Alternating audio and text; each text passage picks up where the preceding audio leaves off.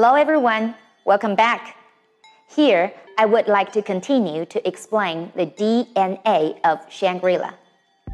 Last time, we were done with the first letter, D. This time, let's move on to the second letter for Shangri-La, letter N. What does the letter N stand for? The answer can be found in the most significant park in Shangri-La, Potazzo National Park. Potazzo is a transliteration of both Sanskrit and the Tibetan language. In Buddhism, Pota refers to the sacred land full of light. Pota is also transliterated as Puto or Budala in Chinese, while Cao means lake in the Tibetan language. In total, Potazzo means a lake in a shape of a fairy that can bring people from the miserable world to a dreamlike paradise. This meaning matches the implication of Shangri-La. Moreover, Potazzo was the first national park in mainland China due to its biological diversity. Up to now, have you recognized the second letter N? Yes, N here stands for National Park. What is National Park? In the global context, national parks are set up for protecting geological beauty and treasurable ecosystems. The first national park in the world was Yellowstone in the United States in 1872. Since then, national parks have been set up in more than 200 countries. Today, national parks are built not only for the protection of ecosystems, but also for sightseeing, research, education, and entertainment. In other words, they balance the relationship between environmental protection and the development of tourist resources, serving as an effective way for the economic growth as well as for the benefits of local communities. Potazzo was set up as the first national park in mainland China. It is located 22 kilometers east of Shangri-La County seat.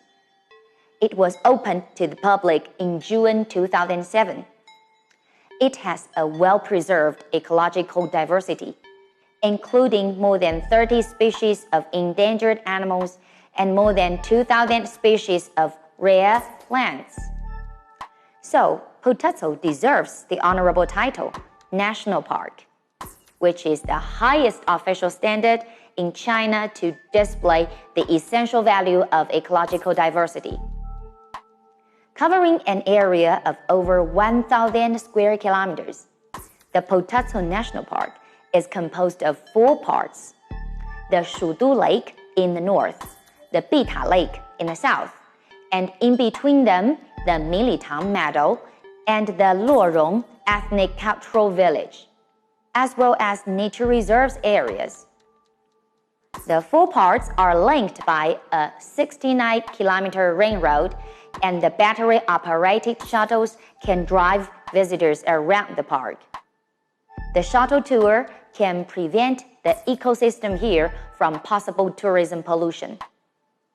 Now it's time to figure out the third letter for the Shangri-La, letter A, which stands for Alpine Scenery. Since the elevation of Shangri-La is about 3,500 meters, the national park is a garden of alpine scenery. All the alpine plants in Potazzo provide abundant resources for the nomadic life of the local Tibetans. The first highlight is the alpine marshland called Shudu. In the Tibetan language, it means cheese as solid as stone. The name came from the grass here. The nutritious grass here provides the best diet for cattle, so the milk from the cattle can be made into quality cheese, hence the name.